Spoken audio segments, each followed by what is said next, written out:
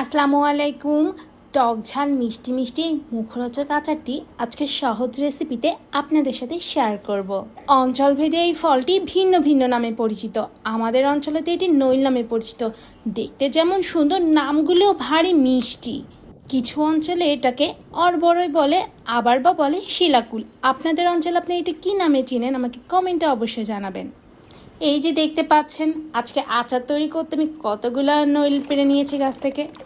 আর এখন এগুলা সুন্দর করে ধুয়ে নিব। আর পানি দিয়ে সুন্দর করে কচলে কচলে ধুয়ে নেওয়ার পরে আমি সরাসরি রান্নায় চলে যাব। পানি হালকা গরম হয়ে গেলে আমি নইলগুলা সিদ্ধ করার জন্য পানিতে দিয়ে নিলাম। আর দিয়ে নিচ্ছি স্বাদ মতো লবণ আর অল্প পরিমাণে হলুদ গুঁড়া। আর সব কিছু সুন্দর করে মিক্সড করে আমি এটা সিদ্ধ হওয়া পর্যন্ত অপেক্ষা করব। আর আজকে আমি নইলগুলা প্রায় 30% সিদ্ধ করে নিব। এই তো দেখতে দেখতে আমার নইলগুলো সিদ্ধ হয়ে গিয়েছে। আর এখন আমি পানিগুলা ঝরিয়ে নিব।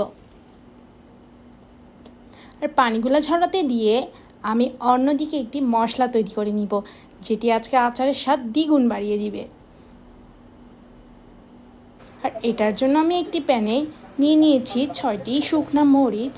আপনারা আপনাদের টেস্ট অনুযায়ী ঝালের পরিমাণ কম বেশি করে নিতে পারেন। আর নিয়ে নিয়েছি গোটা পাঁচফোড়ন, গোটা জিরা। আর এখন আমি সবগুলো একত্রে খালি প্যানে একটু টেলে নিব। সুন্দর করে টালা হয়ে গেলে আমি একটি গুঁড়া করে নিব।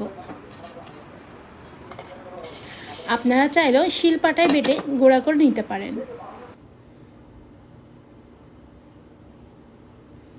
এই যে দেখতেই পাচ্ছেন, সুন্দর গুঁড়া হয়ে গিয়েছে মশলাগুলি।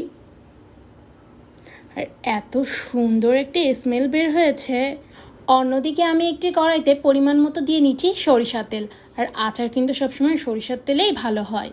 আপনারাও চেষ্টা করবেন সরিষার তেল দিয়ে আচার বানানোর। তেল ভালো করে গরম হয়ে গেলে আমি দিয়ে নিচ্ছি আগে থেকে সিদ্ধ করা নইলগুলা, দিয়ে নাড়াচাড়া করে একটু ভেজে নিব। আর আবারও দিয়ে নিচ্ছি লবণ।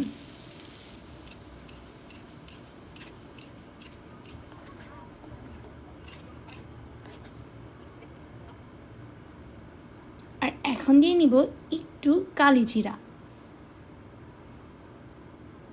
আবারও একটু ভেজে নিচ্ছি। আর এখন দিয়ে নিচ্ছি 2 চা চামচ পরিমাণ ভিনেগার বা সিরকা, যেটাই বলেন না কেন। আর এটা দিলে কি হয়, আচারটি অনেক দিন ধরে সংরক্ষণ করা যায়। আর দিয়ে নিলাম পরিমাণ মতো চিনি। একবারে বেশি দিবেন না, অল্প অল্প করে দিবেন। টেস্ট অনুযায়ী পরবর্তীতে অ্যাড করতে পারেন। চিনিগুলা গলে যখন এভাবে পানি ছেড়ে দিবে, তখন এ পর্যায়ে আগে থেকে গুঁড়া করা মশলাটি দিয়ে নিতে হবে। মশলাগুলো দিয়ে সুন্দর করে মিক্সড করে নিতে হবে। আর এ পর্যায়ে চুলার জালটি লো হিটে রাখবেন, যাতে করে মশলাগুলো সুন্দর করে নইলের মধ্যে ঢুকে যেতে পারে।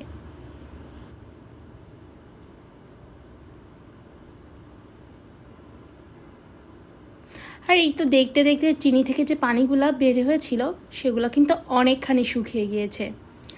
আর এই তো আমার আচার বানানো হয়ে গিয়েছে। দেখতে যেমন লোভনীয়, খেতেও কিন্তু দারুণ মজা হয়েছে। তাই তো দেরি না করে আজকের রেসিপি ফলো করে বাসায় তৈরি করে আমাকে জানাবেন কেমন লেগেছে আজকের রেসিপিটি। আর এভাবে জারে আপনারা আচারটি সংরক্ষণ করতে পারেন। এই আচারটি আপনারা শুধু শুধুও খেতে পারেন, খিচুড়ি কিংবা ভাতের সাথেও খেতে পারেন।